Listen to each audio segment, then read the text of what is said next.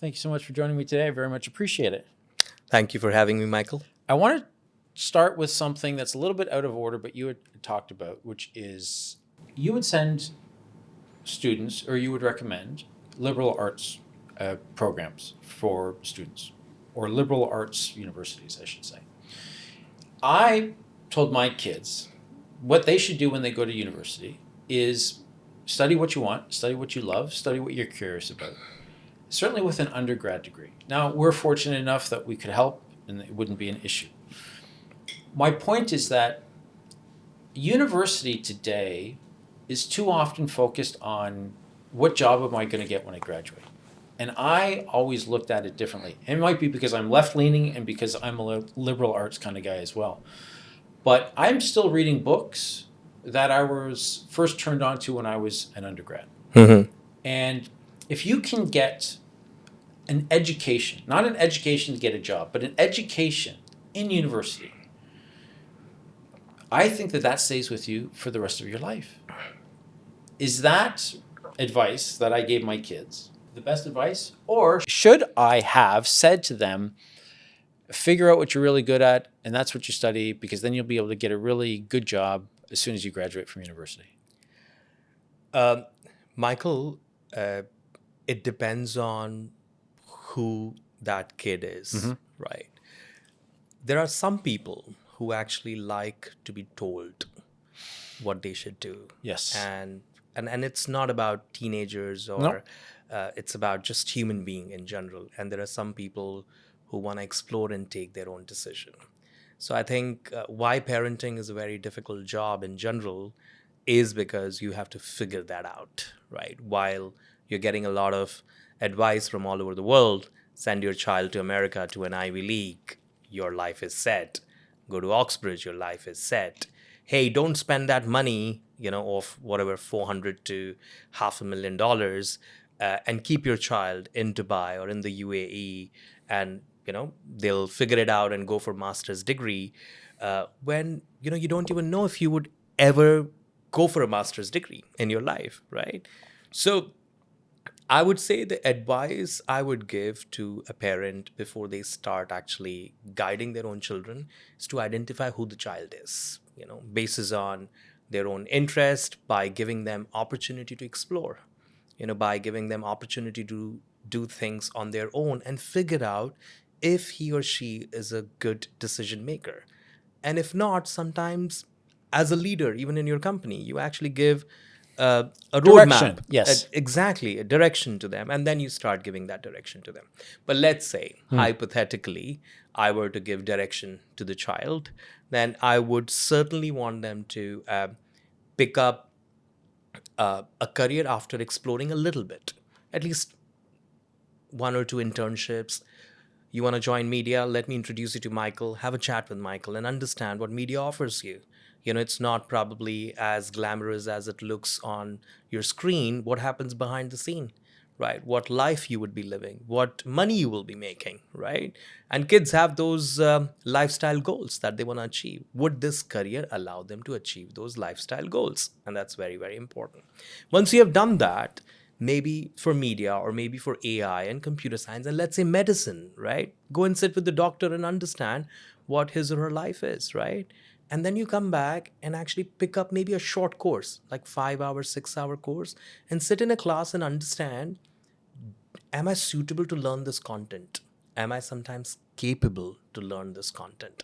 I probably want to become one of the world's best, AI guy or coder, but do I have the capability to become that? Or I want to go and work for a McKinsey or a BCG as an analyst, or I want to become an investment banker.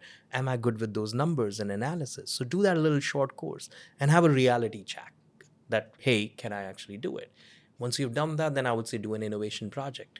Pick up this skill and let me run a small business. You don't need to run a business which is even $10,000, worth, or making that revenue. Even if it does not make any money, just do that thing. Write a paper if you want to become a lawyer, because you have to write a lot. Have you read, at least 24 books a year if you really want to become a lawyer? Or have you started to code or started to use different types of apps if you want to actually get into computer science? if we do that prep more than just sending child to school and expecting grades from them, they will be more capable of taking their own decisions. And then of course they can pick the university, the program, the destination very easily. So that's one half of the situation, which is the students. Yeah. The other half, if we're talking about the real world, is the employer. And so I have twins, boy and a girl, and I can see. So my daughter did her undergrad working fantastically well. My son got his master's, struggling to find the job opportunity. And his comment, which is, I think, spot on, is, Lee, I did everything I was supposed to do. I went to school. I got good grades. I followed the rule book. I did my undergrad, got good grades, got into a master's program, got good grades. Where is the job? Do you find that employers are comfortable hiring the student who's graduated from the liberal arts program who might have kind of an idea about what he or she wants to do, but they're not as laser focused as maybe somebody who graduates, from law school and they know exactly they want to deal with, personal injuries, like they're focused on that. Right. Do you see that the employers are as flexible with experimenting or working with students, fresh graduates, new employees who are still trying to figure out everything? Right. So my answer would be threefold here. Number one, when I mentioned liberal arts, I mentioned if not medicine, engineering, accounting, Yes. what else I would recommend? Then I True. would say I would recommend liberal arts, which is a fantastic space to be in for somebody.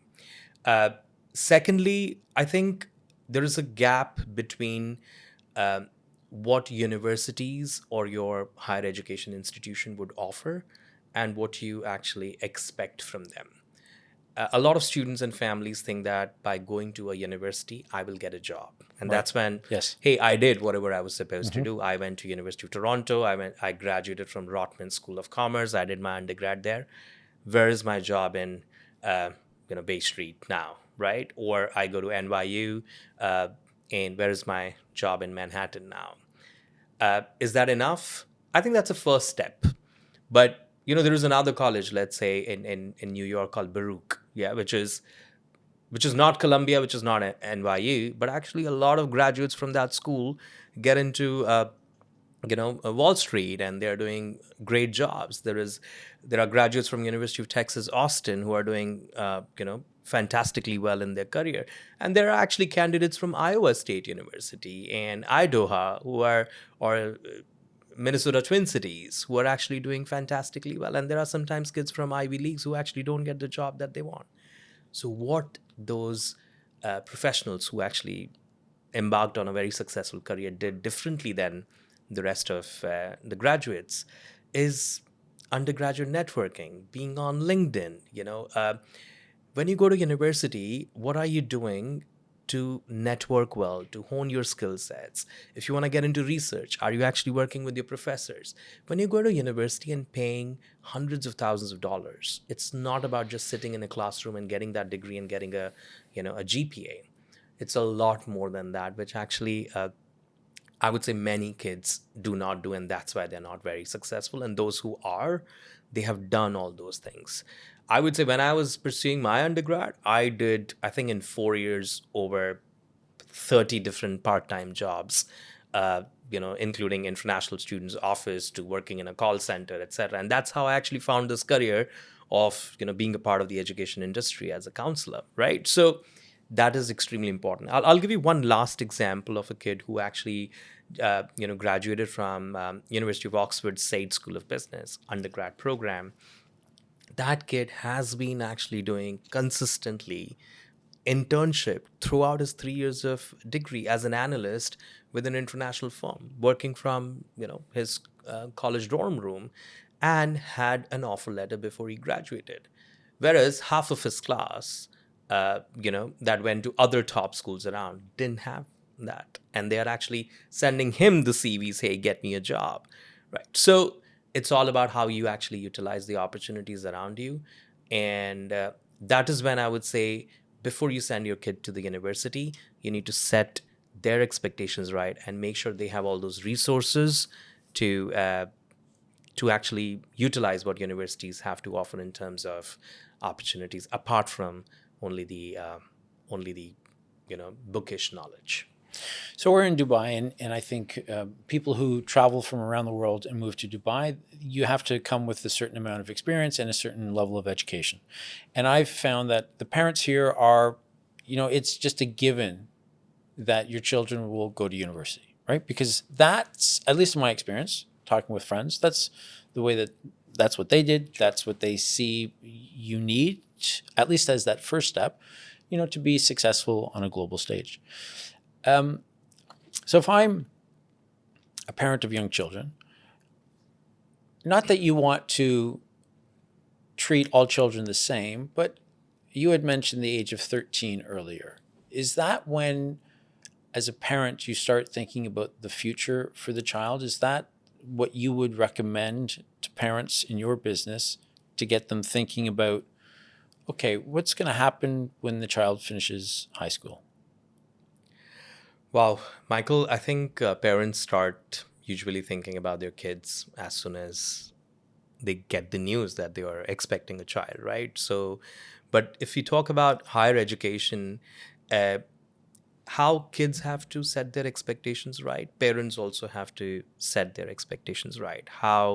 What kind of exposure, as child evolves, they're going to give to their children. So yes, they should very seriously start thinking, uh, once kids are 13, 14, 15-year old, that what do we plan for our children? Do I think my child is capable of living alone? Can I live the most precious thing in my life alone in a city like LA or London? Can they live alone? Right. That's a big question that parents have to start asking themselves, and that's why I see a lot of kids, even after they go to top universities, they actually come back within a semester or two because they are not able to survive. They fall sick. They're not able to build career. So that's number one. So start building them. I mean, you utilize short courses, summer programs, and leave them alone and train them. That's important. Second, I'd say financially, global education is expensive, right? If you're looking at going to top schools in the US, I mean, they could cost you even up to $100,000 a year. There are universities that would cost you maybe $50,000, $60,000 a year. But there are countries where actually education is maybe 20,000 euros a year, right? Which is sometimes less than the high school fee that you would pay in Dubai, right? Yes. And then there are places where you actually get up to 100% scholarships. And there are now amazing universities and programs available in the UAE itself. Or you go to public universities in China where you would pay anywhere between $2,000 and $6,000 a year and get amazing education. Or you would apply to Italy in advance where you would pay 5,000-6,000 euros, or you might even get that scholarship. So educate yourself and make your Excel sheet, right, as a parent, that what can I offer to my child? Because now the third thing is your child walks up to you, hey, I got straight nines in my GCSEs, and I'm taking biochemistry and math or psychology in my A levels, and I want to go and do medicine in the UK. For an international student, medicine in the UK could be around 50, 60,000 pounds a year, right? But parents didn't prepare themselves. And Right. it's a heartbreaking moment for a parent to say no to the child that, hey, I can't afford to send you there because it's going to cost me 1.5 million dirhams and I haven't saved that money, or I have 3 other kids to support, right? So when you start thinking about all these things, you're preparing your child to get into the university. Number one, you're giving them right exposure, and you're preparing yourself as a family and collecting your resources to support that dream that your child is actually currently cultivating, and yeah, and that's why I would say bare minimum 13. If you can start earlier, better as a parent. So you've been here in the UAE since 2011, That's right. and you must have seen how things have changed in that, because there are golden visas now, and because people can buy property, and people are able to now stay for generations. Right. Are you seeing that there are more and more students who are thinking, yes, I want to get good grades, and I want to get into a good local university where people are recognizing I could still live at home. It would be a little bit cheaper. I wouldn't have to leave my friends. Some of my friends are also staying here. I want to actually get a job in Dubai after I graduate. So why leave? Why not stay? Are you seeing that trend where more and more are not going back to their quote unquote home country, Right. but they're staying here with their parents Right. and they're going to university in the UAE? Yeah, Michael, interestingly, I always ask, and a lot of our counselors do to students, hey, where do you see yourself 10 years down the line, Right. And most of them are, 15, 16 years old. And they'll be like, oh, when I'm 25, 26, 27 years old, I think I would have lived my life abroad and I want to come back to Dubai. That's the answer we get from a lot of students these days versus maybe 5, 10 years ago, everyone wanted to be in London or New York or LA, those were the dreams. So you're right, a lot of them actually want to stay back. And even if you look at these stats, I remember one of the webinars that I was doing during COVID time, we had about 25, 26,000 international students, or say students in the universities here in Dubai. And that number probably in last couple of years has gone up to anywhere between, I would say 42 and 45,000 students, and it's growing significantly. Even if you look at the number of students that are in K-12 schools, it's close to close to 400,000 students, anywhere between 380 and 400,000 students, growing every year. The K-12 industry is growing. It's worth over the private sector in the UAE is around 10, $11 billion. It's massive. And Dubai itself is anywhere between $6 and $7 billion. Now, these kids and the families who are moving to Dubai and the kids are younger, these are going to graduate. So the graduating class size, which is maybe about 25, 30,000 students right now, is going to grow. Now it's up to us, it's up to the government, it's up to the education, or say higher education institutions here, to convince these children to stay back. And of course, kids who do well, I even know children who did really well in high school and they got golden visa, and their parents are actually, they have golden visa because of the kid, not vice versa. So I think government is doing a fantastic job here. Secondly, the options are great. There are about 40, 41 international universities, campuses that we have just in Dubai right now with amazing degrees. There is gaming, now by a couple of universities that's offered. There's analytics. So kids are now going abroad with a vision, and if they think that vision can be lived by being in Dubai, they would. And there are families that can afford to send a child to the UK, US, Canada, but they still choose to study in Dubai, not because they want to save money, but because the vision that they have, they will be able to live by being here, right? Earlier, of course, we had a lot of families who wanted to go abroad to get the second passport or another, citizenship. And that's why, let's say, countries like Finland now, earlier, of course, Canada and Australia were very popular, are actually becoming popular because of how they give permanent residency and passports to students. So I would say the crux of everything is that one should go abroad for experience. One should go abroad to learn something that they can't learn here. One should go abroad to achieve the vision that they have of working maybe in another country, or getting that second passport, or having that Ivy League or Oxbridge type of a degree and come back and actually maybe work in the UAE as well. Find your vision and actually work towards it as a family, not just individually. One of the things that strikes me in our conversation is that there needs to be a lot of strategic thinking on the part of the parent and also on the part of the student as well. And that might have been something that was lacking in the past, correct? I wouldn't say that it was lacking in the past. I've been doing this for over now 21 years. People have always been planning. But I would say the options are, enormous right now. People never thought that they would go to non-English speaking countries to actually study, but those countries have actually now started offering undergrad and master's degree in English. They have become more equipped to welcome international students, which was not the case earlier.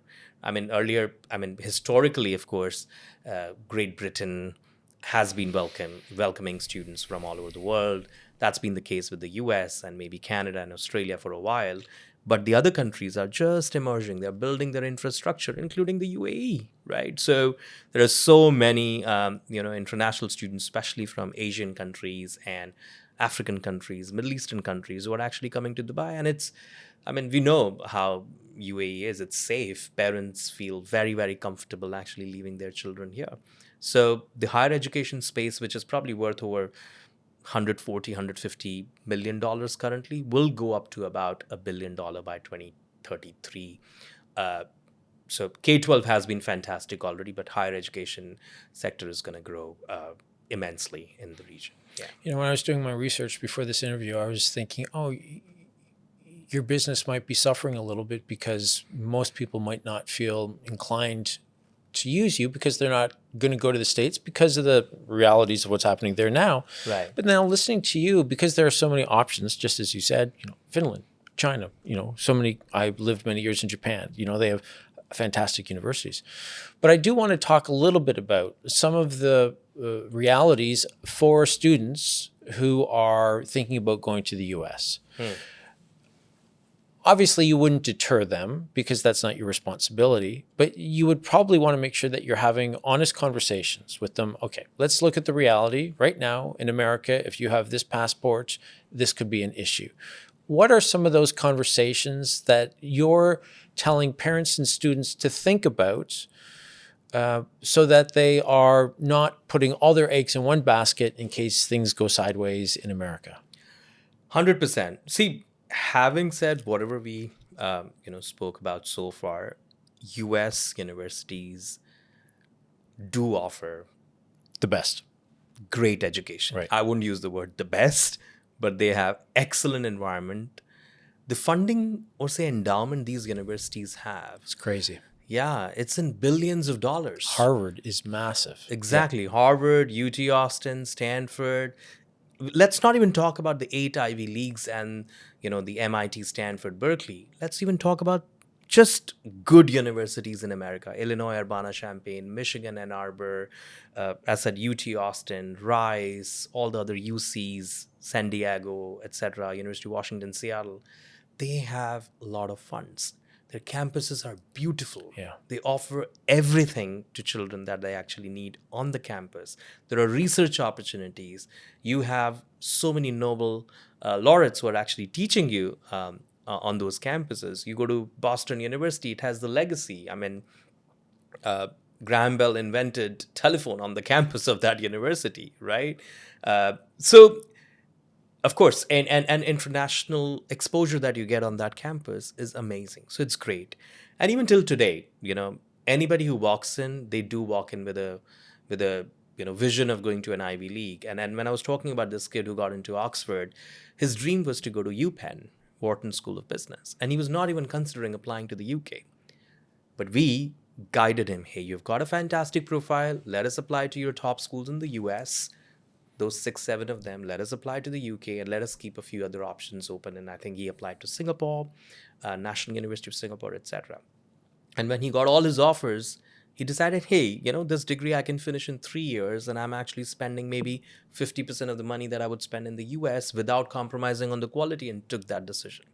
And we had this kid who ended up going to TU Delft, Technical University, which is in Netherlands, one of the top schools. And his goal was to go to the US only, right? And he ended up going there after everything that was happening in the US last year, right? We had a kid who actually got into New York University with scholarship, but ended up going to University of Helsinki, Finland. And none of them actually came to us asking that I want to go to Finland or Netherlands. So we do, of course, focus on giving options to families which would fit them. At the same time,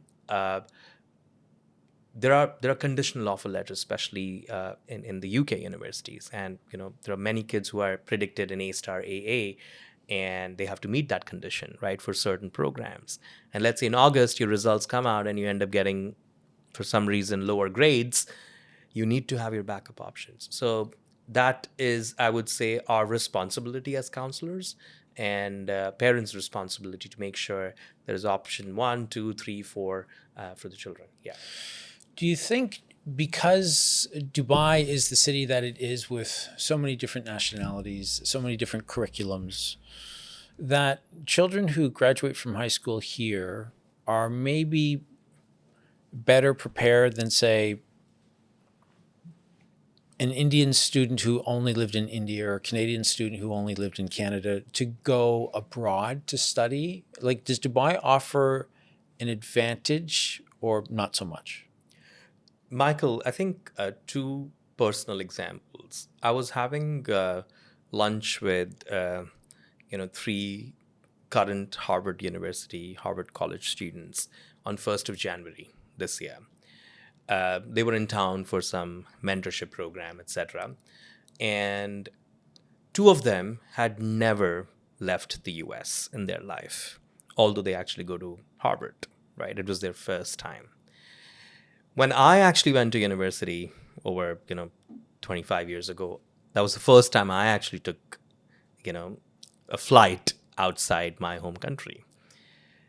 When I'm raising two of my kids, I mean, my daughter, who's 12 years old, probably has traveled to 18 countries already, right?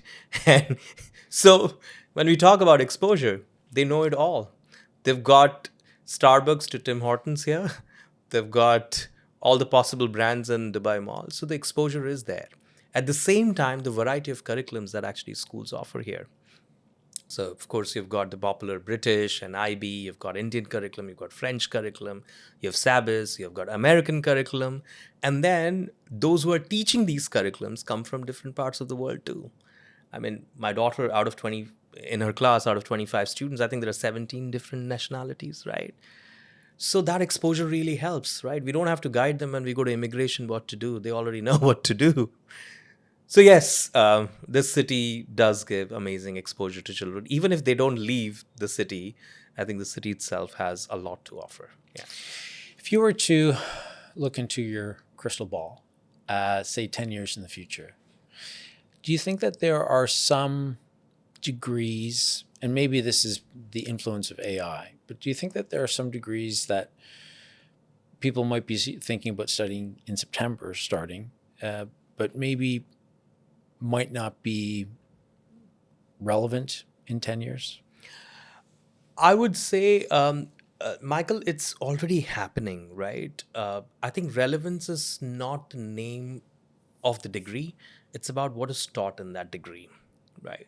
So law will still be there. Mergers and acquisitions will keep happening and people will keep getting divorced. We do need a lawyer, right? But I think the way law is taught, it's going to change, right? The way we actually teach accounting, it's going to change. The way we actually teach mechanical engineering to people, it's going to change. The way we used to teach economics, it's changing dramatically already.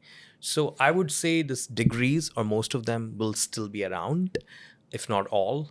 But the way it is taught, it's going to change. I think the drastic change we've already been witnessing the change in how universities operate and teach those degrees and how they are inventing, innovating, the way they actually allow kids to learn things. There's a lot of vocational stuff is coming in the classroom. It's less of a lecturing, more of the live exposure that they get and case studies. You will see a lot of change in how secondary and high schools work now, I would say, when I look at the crystal ball. Because if we keep teaching the way we used to teach, if we keep examining the children the way we examine the children, we will not be able to find the right people and right cohorts to go to those kind of universities. So we will see a huge change in how the secondary and the high school education works going forward in the future. I think the content is going to change, the teaching style, the pedagogy is going to change dramatically, and we might not even, we hardly see anyways books in the classroom now. We might not even have, teachers the way they teach. We might actually have industry experts going and teaching in secondary and high school now. And I think that's what I see in that crystal ball. And I hope it happens. I think it has to happen, especially in high school. And high school might even be too late, right? I think it has to start much in secondary schools. Yeah, absolutely. Because I think you have to think about, in my mind, education is there, or school, I should say, not necessarily education. School is there for two reasons, as I talked about earlier, to make you a better, well-rounded citizen, but also to hopefully give you a skill, or at least a leg up on getting a skill that's then going to help you generate, an income, which, for good or for bad, we all need, right? Or say build life. Yes, that's Yeah. a very nice way to put it. So I'm going to ask two final questions, and you can answer it as one. But if you were to give parents and students a piece of advice in the early part of 2026 about what it is that they should either start to do or stop doing so that they're making decisions good for themselves as a parent, knowing that they're helping their children, and so that the students themselves are also making good decisions for themselves so that in 5 years they're not saying, I wish I had started this earlier, or I wish I had studied that at a younger age. Right. I think it's very simple for me, and I think that's the kind of framework that we work on as well. EIPA: explore, identify, prepare, and achieve. The biggest mistake that actually students and parents make is that they start preparing without actually exploring and identifying. And having that phase of exploration for both the child and parents is very, very important for them to figure out. Just saying that, oh, we don't want to study in Dubai, or we want to go only to the US, just because they have heard, is not right. Just because I'm getting 99% in my math, I don't have to become an engineer, right? Just because I like human anatomy, I don't have to become a doctor, right? So exploration, for us to be able to identify the right fit for us, is very important. So the biggest mistake is that you start preparing. Don't prepare until you have explored and identified. Otherwise, you're going to achieve something that you did not even want to achieve, right? So why do you have people who are miserable after getting into toughest medical schools and toughest engineering schools, including the IITs and the MITs in the world? Because they started preparing. They are smart kids. They will get there. But they didn't explore and identify what they really wanted. So I think that's the only advice I'd like to give them. Yeah. Fantastic place to stop it, because that's wonderful advice. Yeah. Thank you so much for joining me. Thank you for having me, Michael.